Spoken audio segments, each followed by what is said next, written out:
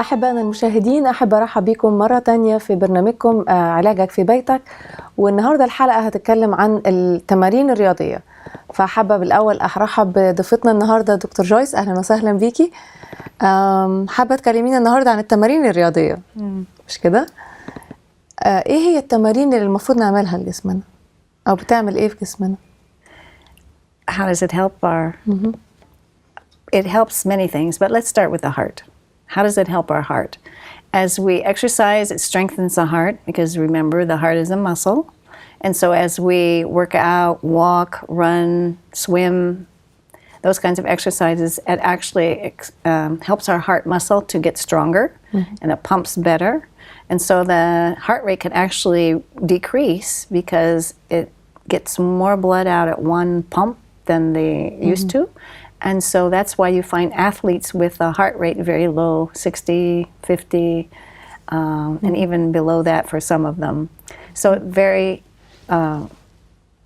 it helps the heart really get stronger. And it also brings more blood to the area of the heart. And so if there are instances where a person gets a blockage in one of the arteries, it has what we call collateral circulation. That will keep the heart from dying, or that piece of the heart from dying, because there are other vessels that have already grown in there that are feeding the heart with blood, and exercise is another way that happens. ممتاز. طيب بصورة تانية ممكن نعرف ازاي هي بتساعد على حفاظنا على القلب؟ Well, it strengthens the muscle and it gives more oxygen through collateral circulation. Because as person exercises, that just brings more blood to the area and actually grows vessels there that weren't there before. So that's... طيب ده بالنسبة للقلب. طب في أي فايدة للتمارين بالنسبة لعظامنا كمان؟ For sure. The bones actually grow stronger with the weight-bearing exercise. Now, I'm not talking about swimming. Swimming is an excellent exercise, but it's not weight-bearing, like walking or running. Lifting weights, those are all weight-bearing exercises that help the bones. And there's some sort of electricity, we call it a piezoelectric current that happens in the bones when there's pressure put on it. And that makes the bones stronger. And also, if you're making the muscles stronger around the bones, that helps the bones to get stronger too. So we're not leaving the muscles out of here, because the muscles, when they get stronger, the bones get stronger too. أكيد. طيب نعرف كمان فوائد للرياضة، إن هي بتلعب دور مهم كمان في المزاج، إنه هي بتحسن المزاج أو بتغير المود بتاعنا. فحابين حضرتك تقولي لنا إزاي بتعمل حاجة زي كده. Well, it's interesting. You know, some people, when they really get into exercise, they find that their mood raises so much that is their drawing part. That gets them up in the morning to run again or walk again or whatever they're doing. Because when you exercise, that actually stimulates some of those happy hormones that we have in our body and our brain, and it increases our mood. Another thing is just being in the sunshine increases our mood, if there's sun, that is. But even if there's no sun, as we exercise, we find that our mood gets better and it helps us face our day. ممتاز. طيب ازاي ممكن التمارين تساعدنا في ان احنا نحافظ على جسمنا من الامراض الصعبة او الامراض المزمنة؟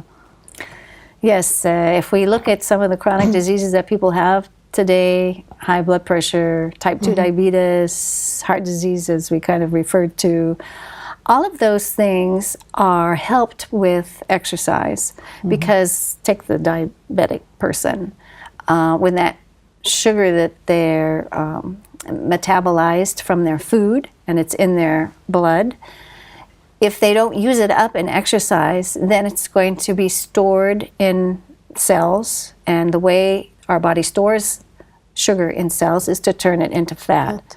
So that's why it's very important for every diabetic, even type 1 diabetics, to exercise at least an hour a day. And for most people, walking is fine.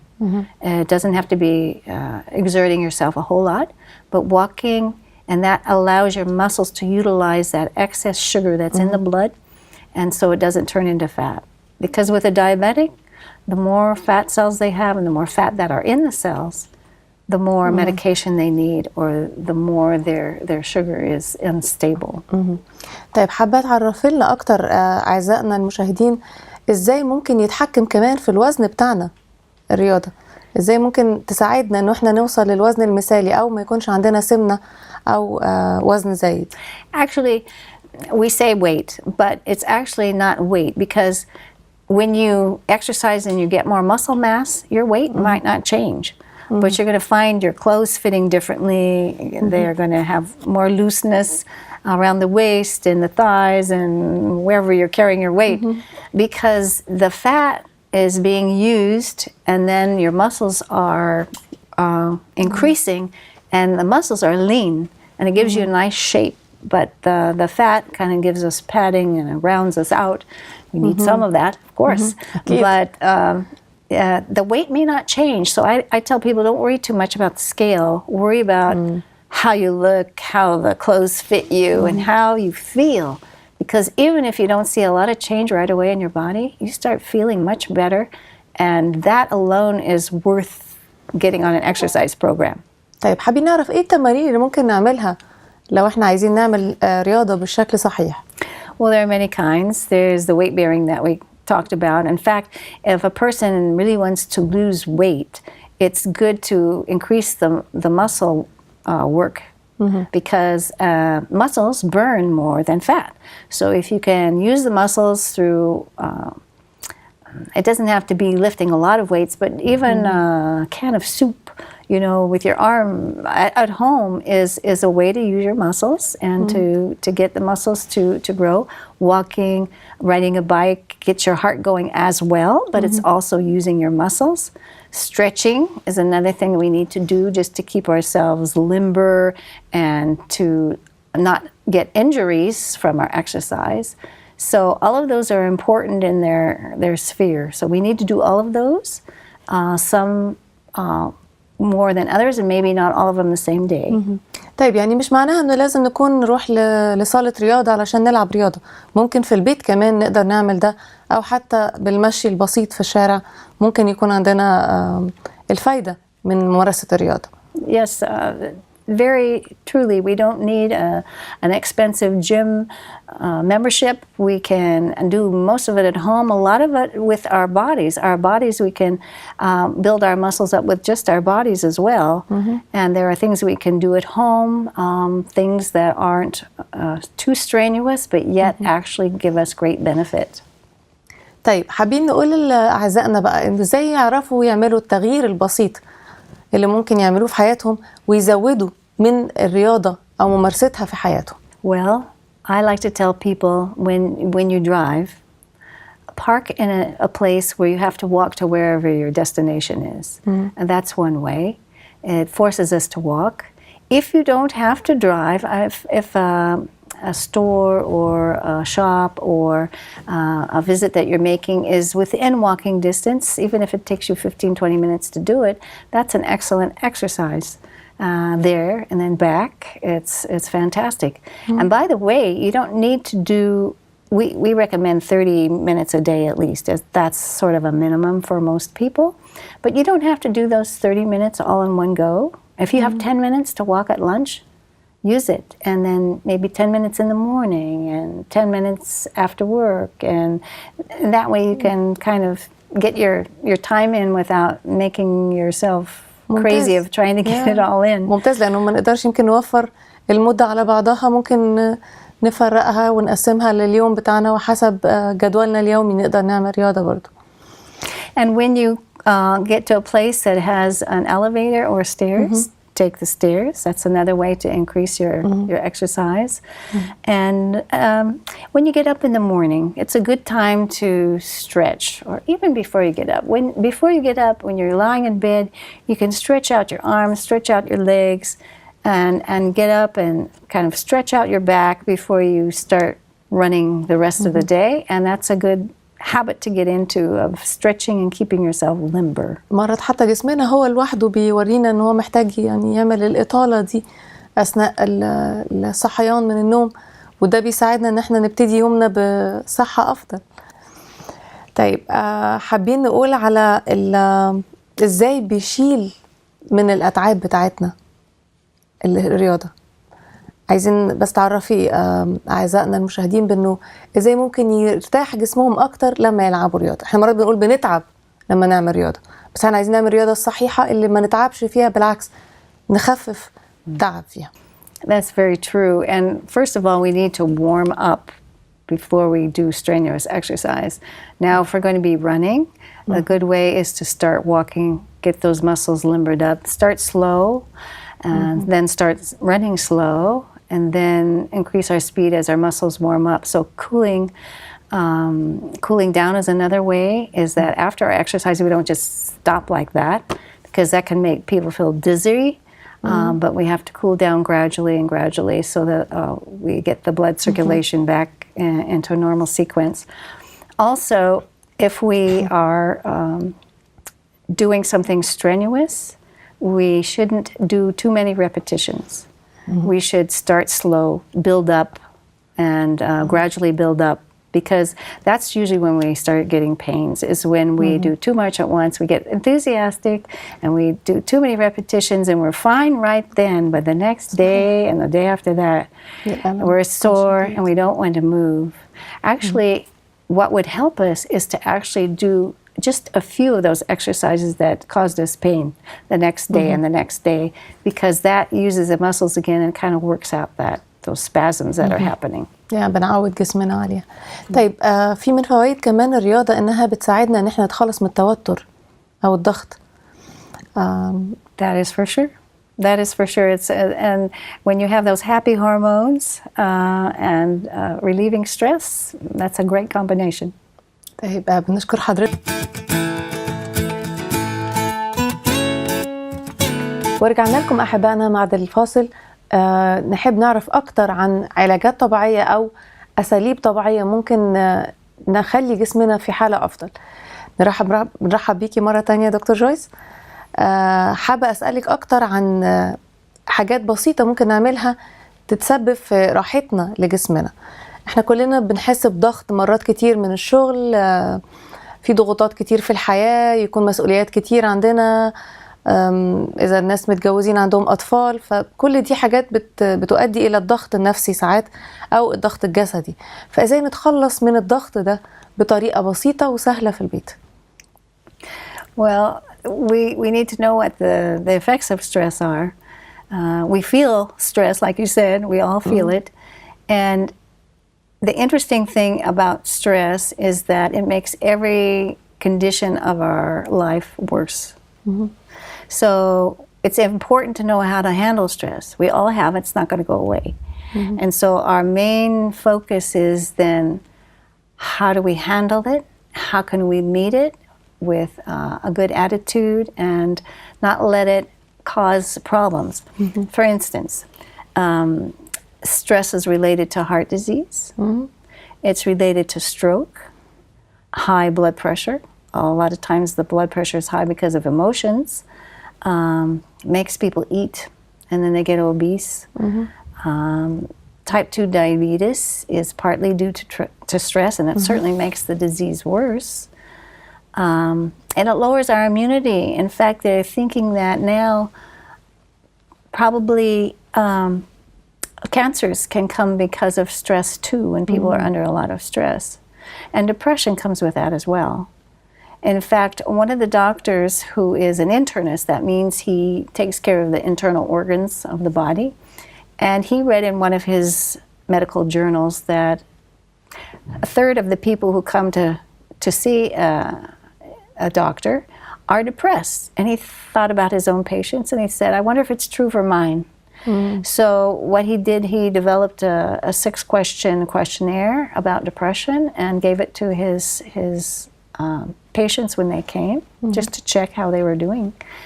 And he found that even more than 3%, or a third, were depressed. And so he started working on how he could help them manage their depression, partly with medication, but he didn't want them to stay on medication for a long time.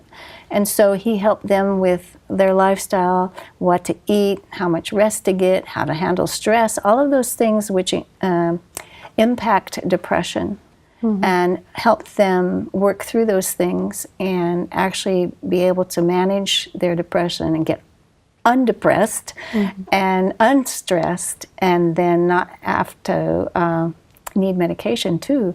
So it's very important to know how to handle stress, because it can lead to depression and all of the diseases that can come with that. طب ازاي احنا بطريقة بسيطة ممكن نتخلص من الضغط اللي احنا بنشعر بيه خلال اليوم أو خلال حياتنا عامة؟ So sleep is one of the answers to stress, and we all need it, and I think most of us don't get enough. So how much do we really need? They've done studies and they've found that people live longer if they sleep every night approximately 7 or 8 hours. They find that people who sleep less don't live as long, and surprisingly, people who sleep more don't live as long too.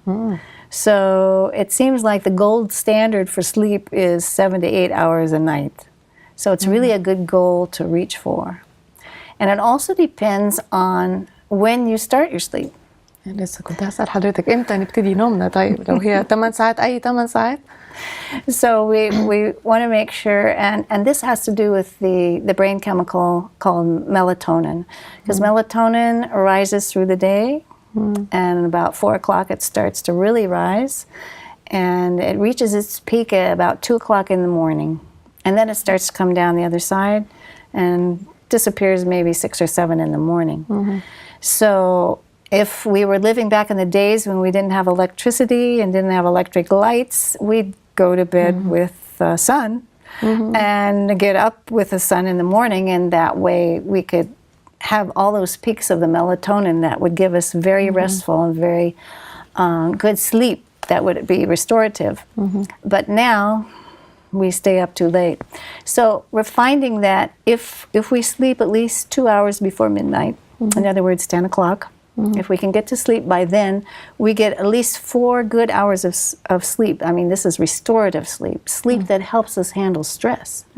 So that gives us the 2 hours before midnight and then on to 2 o'clock. So that's 4 hours of really good sleep before it starts coming down the other side, and we get less and less rest because of the melatonin leaving us. صحيح، وبتزود كمان إمكانية الذاكرة عندنا. That's another benefit, of course. And in fact, it's good that you mentioned that. This doctor that I was telling you about, he tells his own experience with sleep and studying as he was in medical school. And he was preparing, actually it was before medical school, he was preparing his pre-med courses. And he had already passed his freshman year and he was getting into his second year, and he had some very hard subjects he wanted to get in. Chemistry, physics, and biology, and another really hard science with all labs. And he was working, to pay for his school.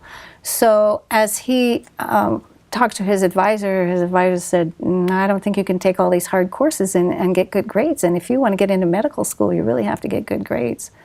So, but he had read about this. He had read about if you go to bed early enough, you can get up earlier in the morning and your brain has already gotten its rest because of that melatonin peak. And so he said, okay, I'm going to give it a try. So he worked until about 9 o'clock. He'd come home, he'd go to bed.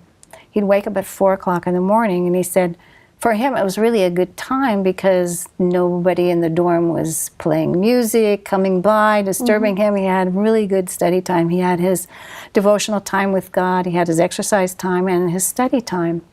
And he found that actually his grades improved from his first year when he didn't have all that going on. And so he really recommends it. And his life was a test to the fact that going to bed early and getting up early gives you better brain power and memory power. And he did very well. It also helps us to solve psychological problems. So the problems that we've dealt with during the day, our brain like reviews it and helps us to handle that stress. And many times when we have a problem, I'm sure it's happened to many of us, we go to bed with a problem, we wake up with an answer because our brain's been working on it. And so that's another benefit of having enough sleep. ممتاز. طيب ازاي نعلم احبائنا بقى يعملوا تغيير بسيط في حياتهم علشان يعدلوا من مستوى النوم بتاعهم؟ Well, it helps to have a room that's dark and not too hot and have fresh air going in. And so that's why we should try to get rid of the ambient light that's around us. That's one way. But there's other ways to rest other than sleep. And that's a change of pace. And this is also very important for people. A vacation, an outing, and just do something else during the day. Meet friends, go do something together. All of those things give us a way to rest from our daily grind, our daily stress. For some, it's listening to music, sometimes reading a book. And then we have a weekly rest as well, where God has given us a special day every week that we can rest and take our time with Him.